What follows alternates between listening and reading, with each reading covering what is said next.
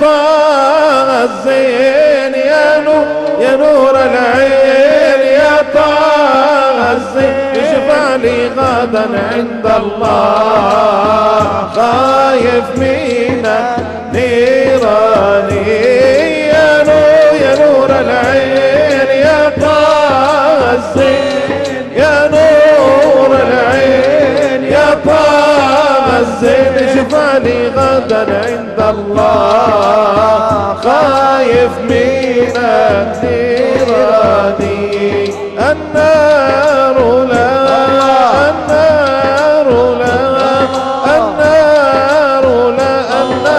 لا تحرق لسان. Sisters and daughters, Alhamdulillah Ta'ala,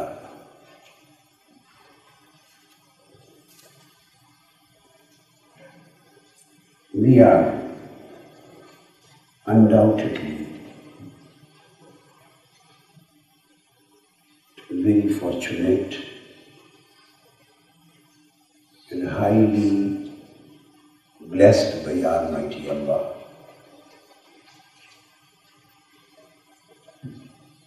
That He has showered His mercy, favor and pleasure on us.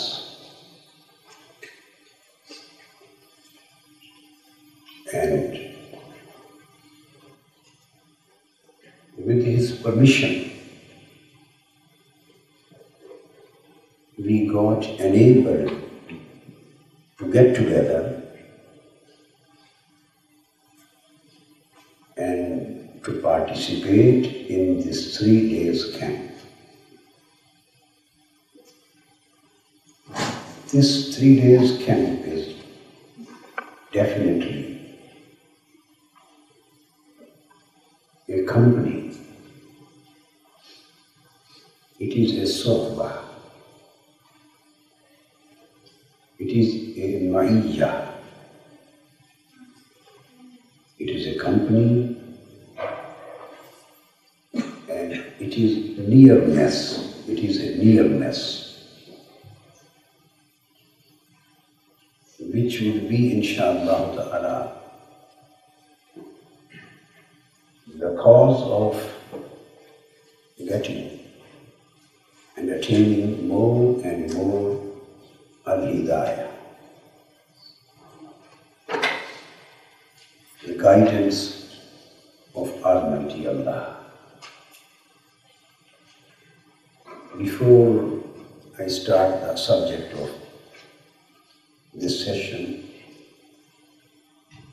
I feel duty-bound, and this is voice of my heart. And these are real feelings of my inner self, that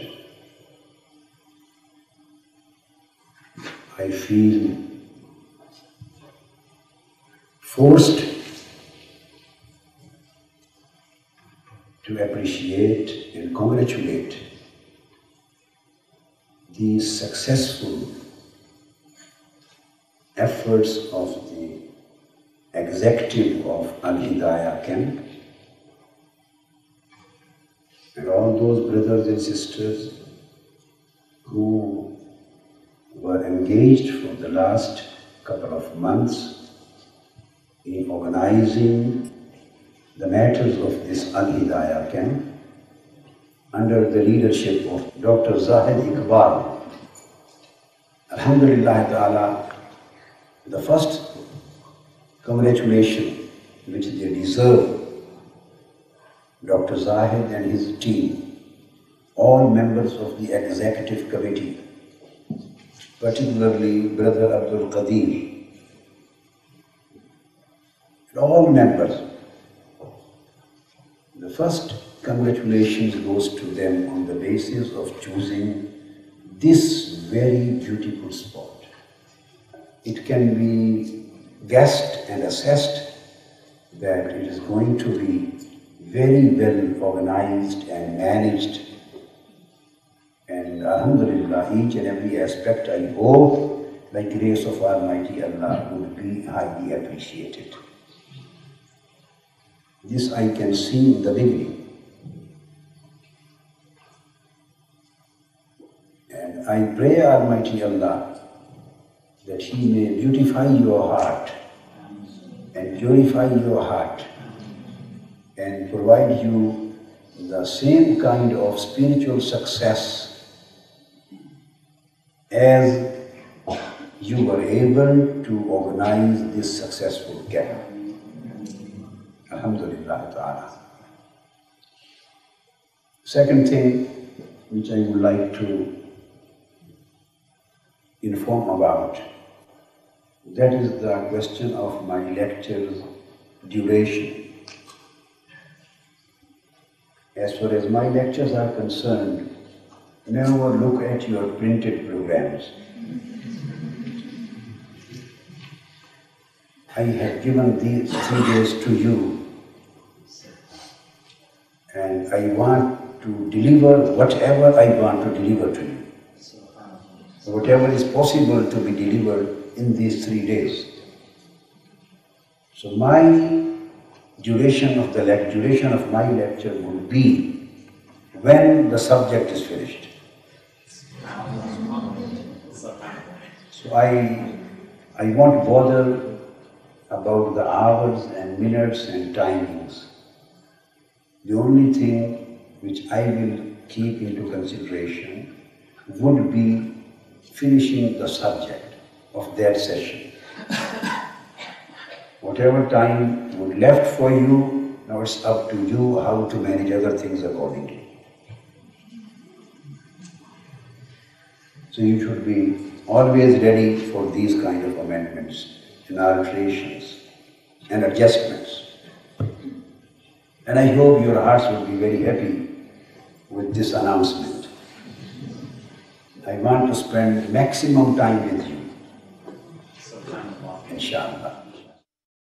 يا نور العين يا طه الزين يا نور العين يا طه الزين اشفع لي غدا عند الله خايف من نيراني يا نور العين يا طه الزين يا نور العين يا طه الزين اشفع لي غدا عند الله خايف من النيران النار لا النار لا النار لا النار لا تحرق لسان من صلى على النبي يا نور العين يا طه الزين يا نور العين يا طه الزين اشفع لي غدا عند الله خايف من النيران. نحمده ونصلي ونسلم على سيدنا ومولانا محمد رسوله النبي الأمين المكين الحنين الكريم الرؤوف الرحيم.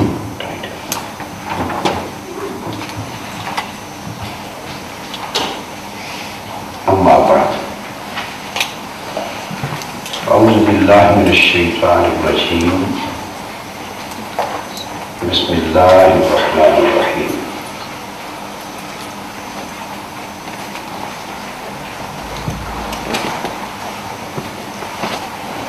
لقد من الله على المؤمنين إذ بعث فيهم رسولا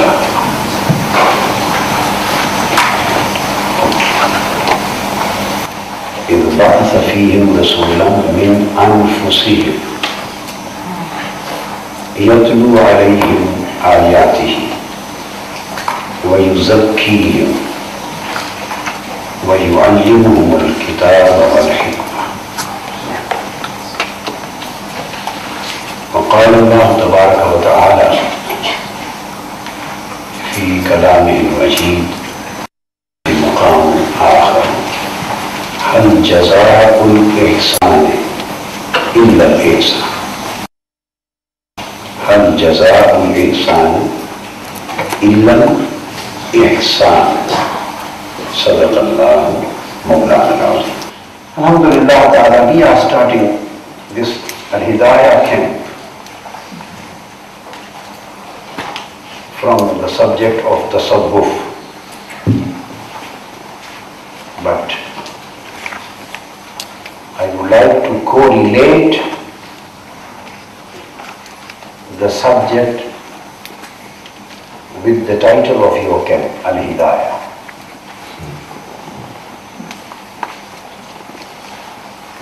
Tasawwuf aims at the attainment of excellence in Hidayah.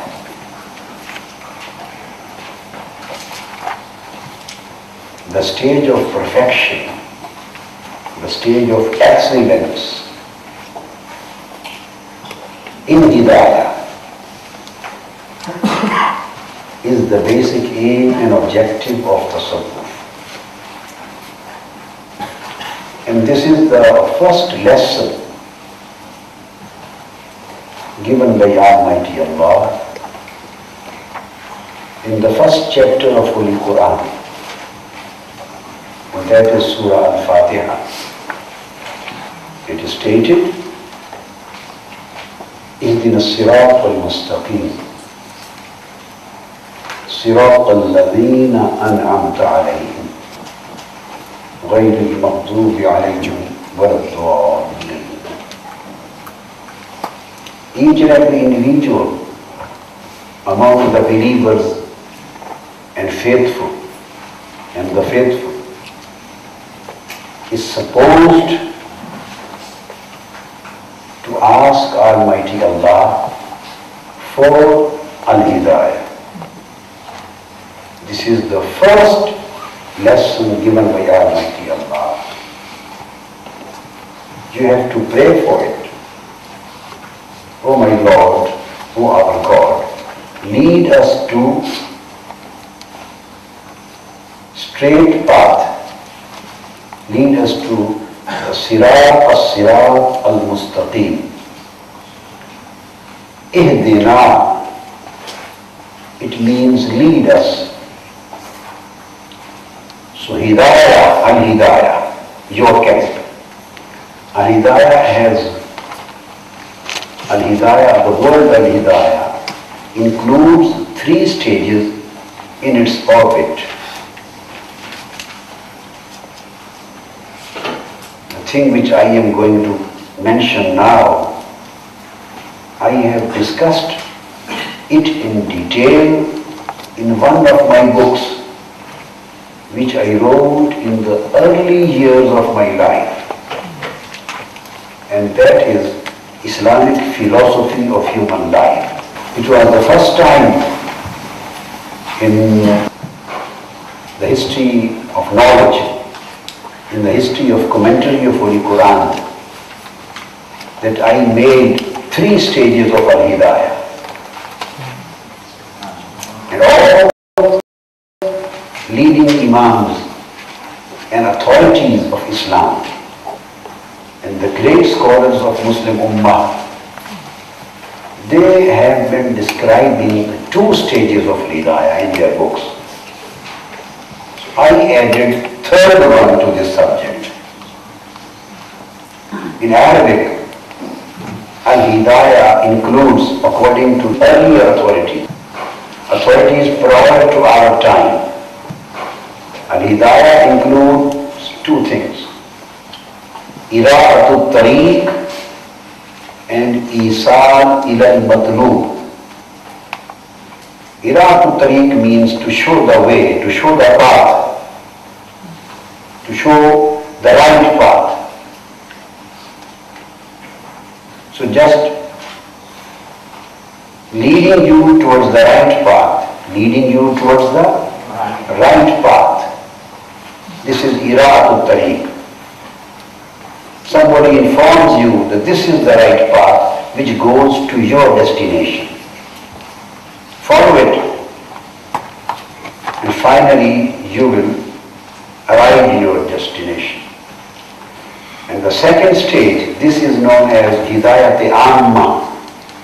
This is Hidayat for a common man, given to each and every individual of mankind. And Quran says, Hudan lin-nas. That Quran is Al-Hidaya for the mankind. Includes the believers and non-believers.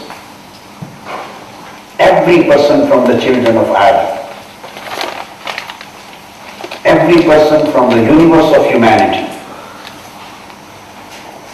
Whether he believes in Hidayah of Quran and Islam or not. Quran tells the right path to each and every person of this community. So this is Al-Hidayah Al-Amma. This is general Hidayah, common for all people. And the second one is the special Hidayah, special guidance. First is the general guidance. Second is the special one and perfect one. And that is Hidayah Khassa. For this particular Hidayah, Holy Quran says, Hudan lil-Muttaqeen. So Quran says that Quran is Hidayah for the mankind. And then Quran says Quran is Hidayah for the righteous people. For those people who are God-fearing, who are wary of God. So it is a special Hidayah for them. Hudan lil-Muttaqeen, those who are the people of Taqwa. And Taqwa means wariness, being conscious of God. So this is God consciousness. This is Taqwa. To protect yourself from God's wrath, to protect yourself from wrongdoings, which ultimately leads you towards God's wrath or misguidance. So this is Taqwa. So the people who are the people of Taqwa, Quran is Hidayah for them. So what would be special Hidayah for them when it is already Hidayah for everyone, whether they are people of Taqwa or not? So for them, the meaning of Hidayah or stage of Hidayah is the second one. That is Isar ila al-Matlub. It is to take you to the destination, lead you to the destination, and to make you to attain the destination. So the first is leading towards the path, and the second is leading towards the destination. That you arrived at the destination. The difference between the two is that if the true path is shown to you and you are just led to the true path, somebody informs you about the true path, it doesn't mean that you have become secure and your Hidayah has become safe, secure and protected from the chances of being misguided. Although you have been led to the right path, because Shaitan says, Iblis says, that I would sit on the right path to detract the righteous people from the right path, to misguide them. He says, I have chosen the right path for my sitting. Shaitan doesn't sit on the wrong paths. This is his swearing in front of Almighty Allah. لَأَقْعُدَنَّ لَهُمْ صِرَاطِكَ الْمُسْتَقِيمِ. He said, I swear by you, فَبِعِزَّتِكَ, I swear by your highness, your being almighty, I swear by your greatness, that I will sit on the Sirat Mustaqim, I will sit on the right path, and I will attack on those who are already the guided ones and who are already going on the right path of Islam. I will attack on them to snatch Hidayah from them, to make them astray, to detract them from the right path, to put them in wrong thoughts, ideas, concepts, to frustrate them, to put doubts in their minds, and finally, because of these doubts and frustration and misunderstandings, wrong interpretations, finally my aim and objective would be that they should get misguided. So this satanic attack is on the people who are already going on the right path. That's why this Hidayah is known as Hidayah Naqisa, imperfect guidance. Because it is a guidance, but it is not perfectly secure. It is not perfectly secure, safe and secure. There are chances to be misguided after being on the rightly guided path. That's why the perfect guidance, Hidayah Kamila, the perfect guidance, is the special one, Hidayah Khassa, and that is that if you are led to the destination and you are unable to achieve the destination, you are unable to arrive at destination safely. This is the guaranteed Hidayah.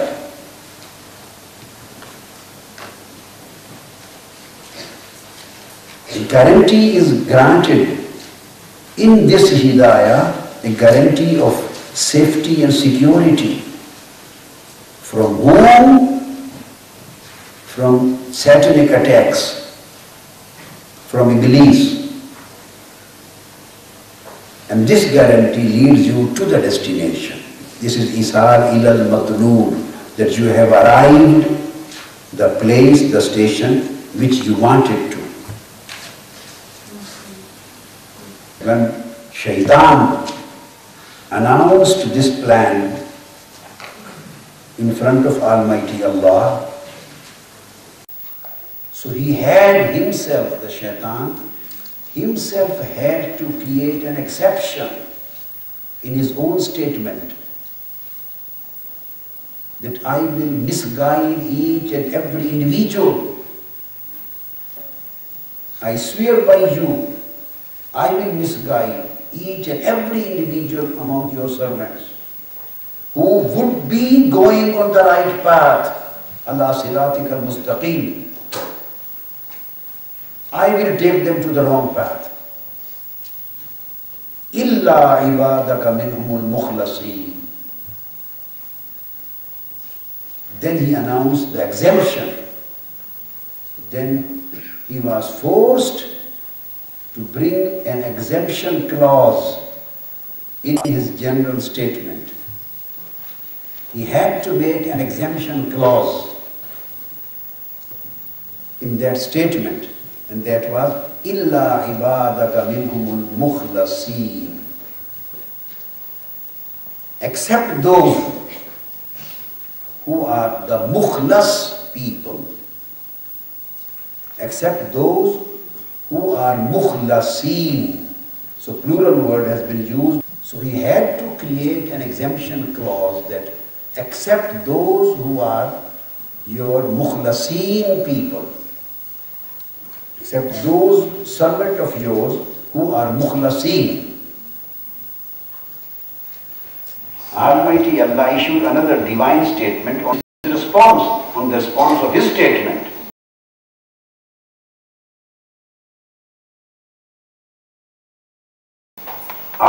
Although he had already created an exemption class that I will attempt to, not only attempt rather, he said, I will misguide each and every individual from the right path.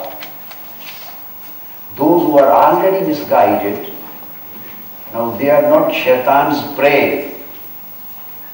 He doesn't bother about them because they are already his friends. They are already members of his party. They are already in his company. They are already his followers. He has to take many jobs. He assigns them many jobs and many works. And they have become his assistants. He doesn't bother about those who are the misguided ones. His bothering is just about those who are the guided ones. Already going on the guided path, right path. As I already explained that he had created an exemption clause that my attack would not be successful on the mukhlas people. So I will not try to attack on them because I know I would not be successful. There will be my failure. Almighty Allah issued his statement in his response and said, Inna ibadi laysa laka alayhim bisultan. O shaitan, listen to me. Those who are my servants, meaning thereby my mukhlas and perfect servants, truly my perfect servants, you will have no authority and influence on them. You will have no influence on them. You will have no ability to detract them from the right path. But you have no capability of destroying their hidayah. They are not under your control. They would never be under your control. You would have no control over them. Now the word mukhlasin. So these were the two statements. One statement on the same subject. One statement, exceptional statement or exemptional statement issued by shaitan. And other statement which reinforced this fact. And now we come to the question, what are mukhlasin? If you go to the translations, I think all English translations available, as far as I have seen, every translator translates here mukhlasin, the word sincere. Am I right? Every translator translates except those who are sincere servants. This is a wrong translation. But inshallah, wait till our translation comes in the market. This is wrong. Sincere, this word is the meaning of mukhlis. Mukhlis. L-I-S. And this is mukhlas. Mukhlis is fa'il. This is maf'ul. Mukhlis means the one who is sincere, meaning thereby the one who is trying to liberate himself from the influence of soul, nafs-e ammara. The one who is trying himself to liberate, who is trying to liberate himself from the control of nafs and shaitan and dunya, the worldly lusts, who is trying sincerely, who is putting all his efforts to free himself, to emancipate himself, to liberate himself, to provide himself the freedom and independence from the control of nafs and control of shaitan and control of dunya. His soul, the shaitan and lusts, the one who tries sincerely and who is trying to become loyal to Almighty Allah and who is trying to become a true and faithful and loyal servant of Almighty Allah, he is known to be mukhlis, who has already achieved this place and achieved this station and achieved this state. So he has been liberated from all influences of nafs, shaitan and dunya. The one who has already been emancipated from these negative influences, who have been made free from, who have been made safe and secure from influences of shaitan and nafs and dunya, influence of negative mind, influence of worldly or material lusts, and all kinds of lusts and influences of the satanic influences, those who became free of these influences and got liberation and emancipation. So these are the people who had already attained the liberty and independence from these negativities. They are known as mukhlas. So mukhlisin are those who are still traveling, and mukhlasin are those who had already arrived at the destination. Now why say that accept your mukhlasin people?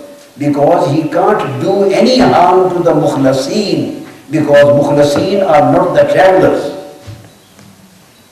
They are not walking on the path. They are not traveling on the path. They are those who had already arrived at the destination. They have safely arrived at the destination.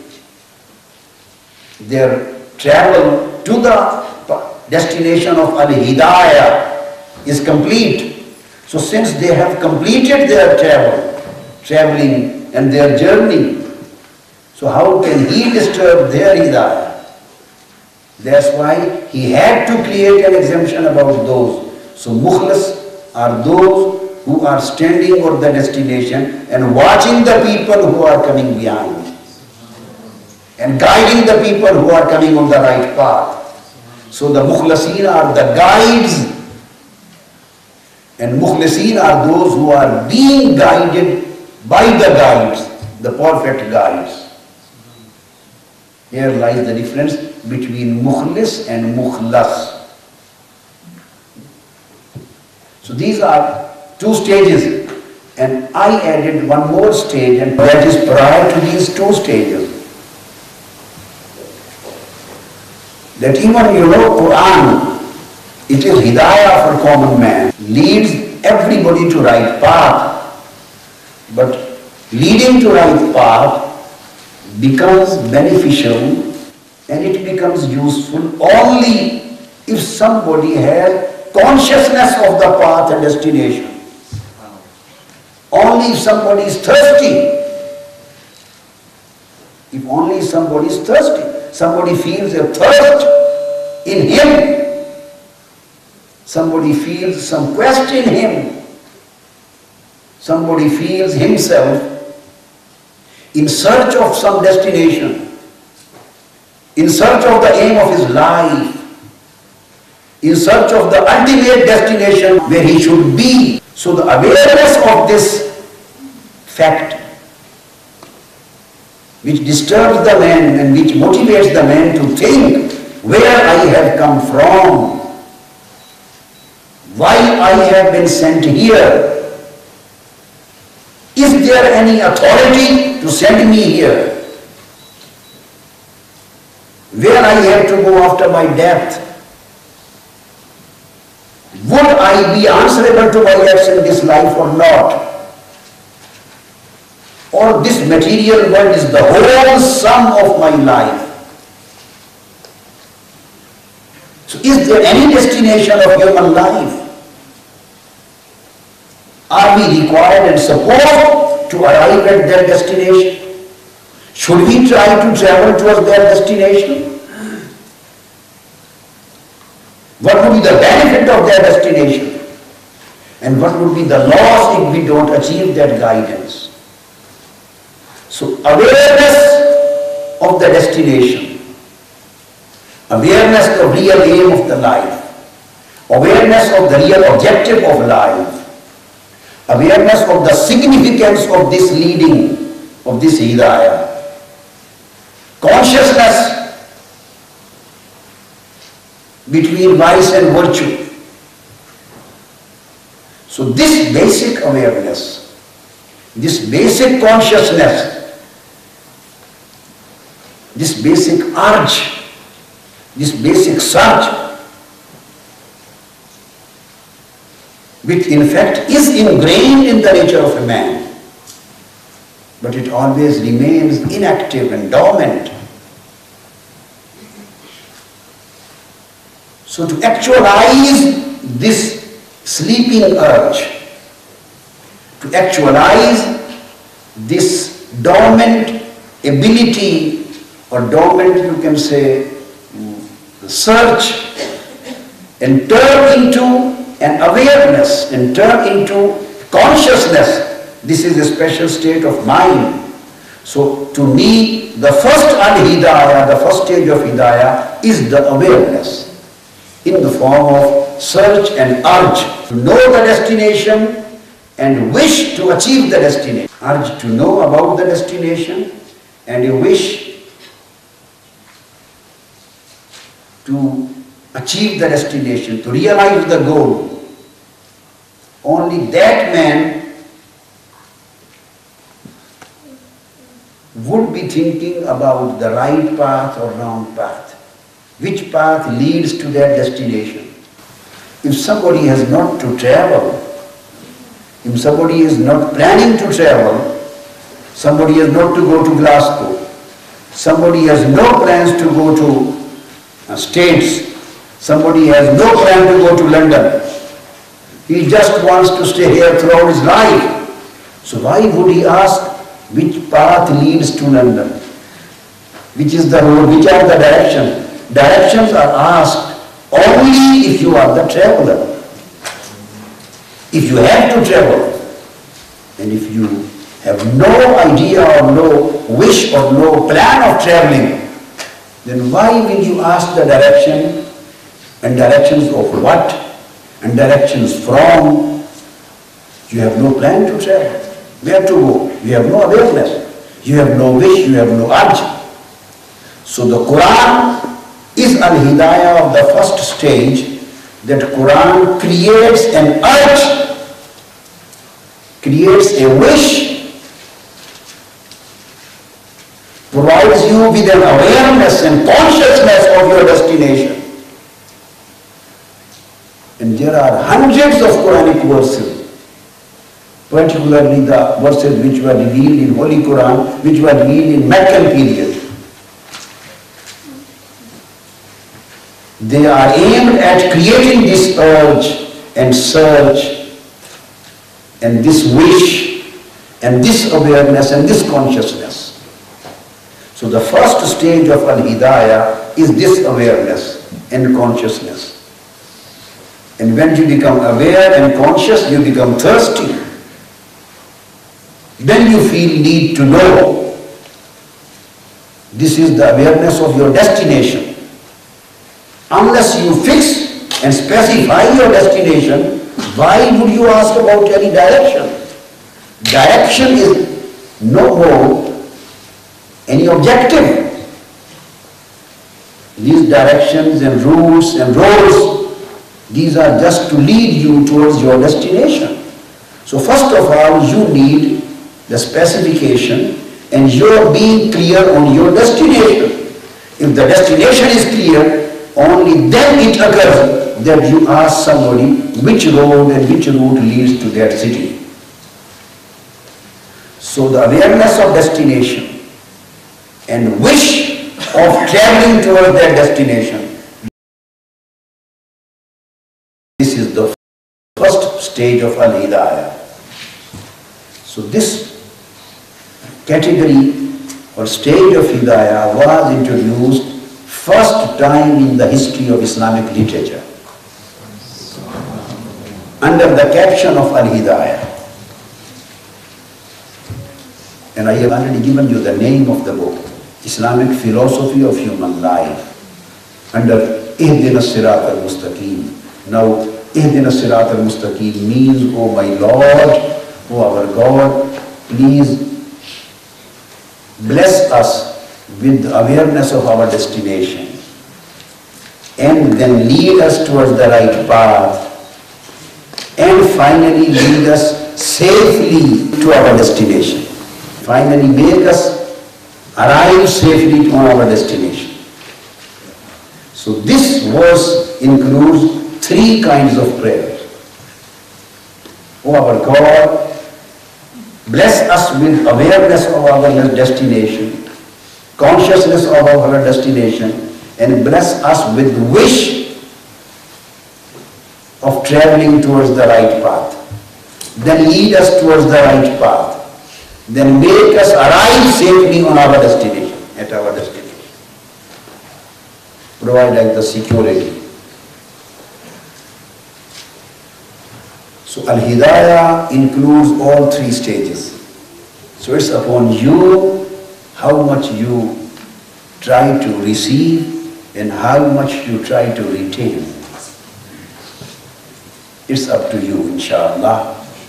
The things which you will be getting from here, they would be related with the first stage of Hidayah, they will be related to the second stage of Hidayah, and at the same time to the third stage of Hidayah.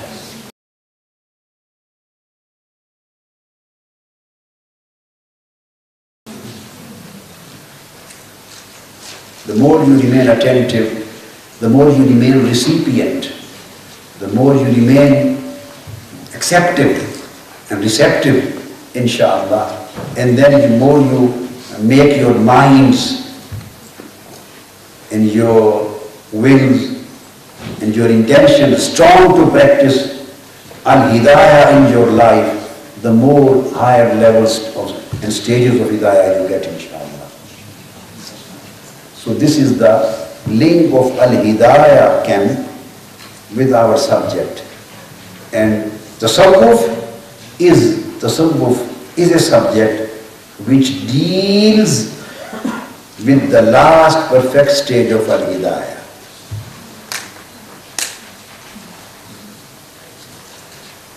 The last and perfect stage of Al-Hidayah.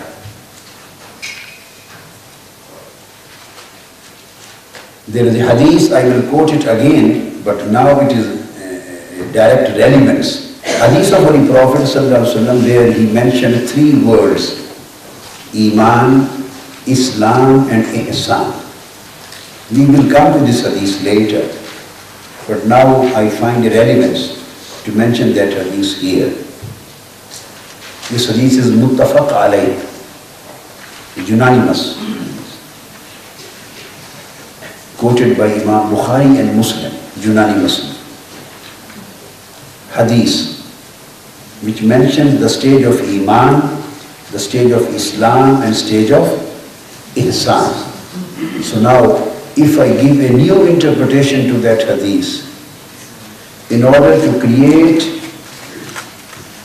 an exegetical consonance between this concept and that hadith, in order to create an exegetical consistency an exegetical compatibility between this concept of 3 stages and this hadith. So it means the first stage of Iman gives you the first stage of Hidayah. The stage of Iman gives you the first stage of Hidayah. This is awareness of your objective. Ilmul maqsid, idrakul maqsid, ya idrakul manzil, ya ma'rifatul manzil. Ma'rifatul manzil. So Iman gives you the first stage of Hidayah. Second word is Islam. That is to put Iman into practice. So second stage, Islam, that leads to the second stage of Hidayah. That is Ira'atul Tariq, leads to the right path. And the third word used in that hadith was Ihsan, hadith Jibreel. And Ihsan leads you to the third and final stage of Al-Hidayah. It leads you to the destination, Isar al-Matlub. Takes you safely to the destination where you are supposed to arrive at.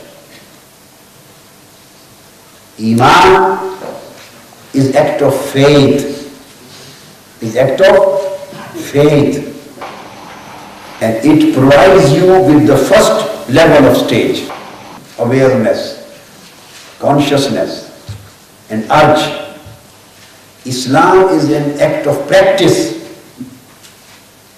Act of practice. It leads you to the second stage of Al-Hidayah. That Islam makes you the traveler of the right path. Practically. It puts you on the right path, on the right track. And you start traveling on the right path according to the Islamic teachings. This is Islam. And the third stage, Holy Prophet ﷺ mentioned, that was Ihsan. And Ihsan means to lead you to the destination and to make you arrive at the destination safely. So this position, that you may be blessed with a safe arrival. You are being blessed with a safe arrival. This is known as tasawwuf.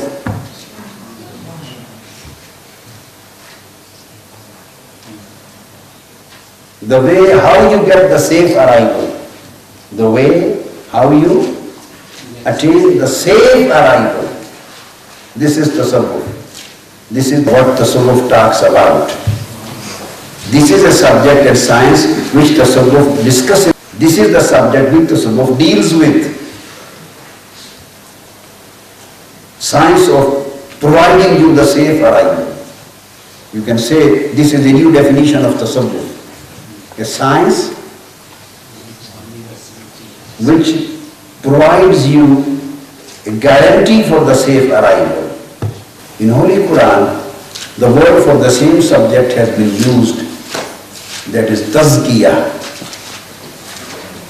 purification. The word used in Holy Quran for the same subject, that is tazkiyah. Ihsan has also been used in Holy Quran. Both are Quranic terms. But the primary term is tazkiyah. Tazkiyah means purification. And the second term used in Holy Quran, that is, I will explain through the verses, that is ihsan, excellence. The stage of beauty, the stage of perfection, the stage of excellence. So this ihsan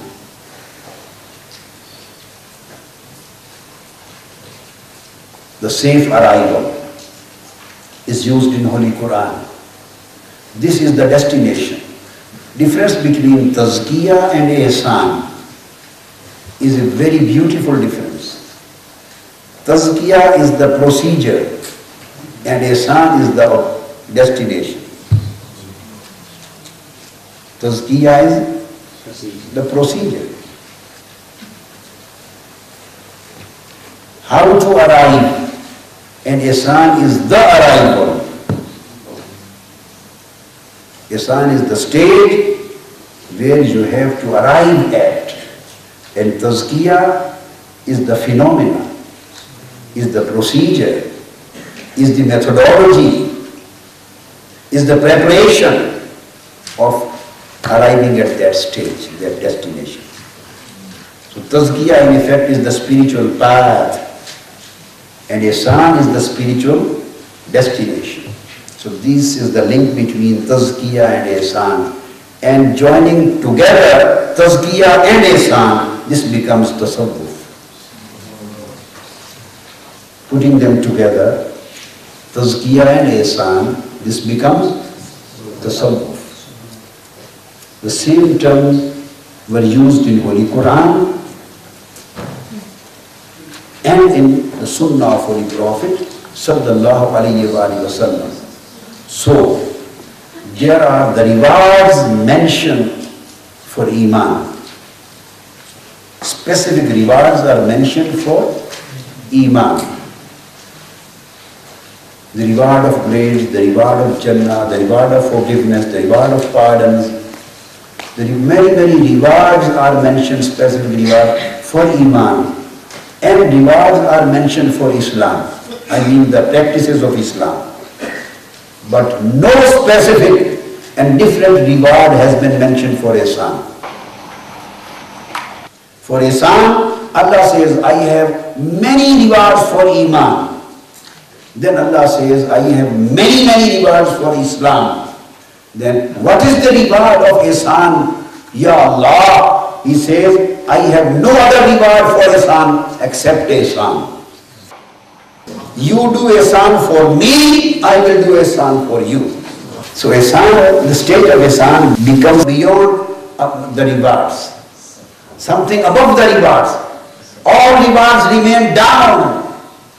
Rewards are for Iman. Rewards are for Islam. But when you achieve the stage of ihsan, and you arrive safely at the level and destination of ihsan, and you stand there and you try to look at the reward, what reward we are going to get now. Because every moment, who was on the path of Iman has been getting many rewards.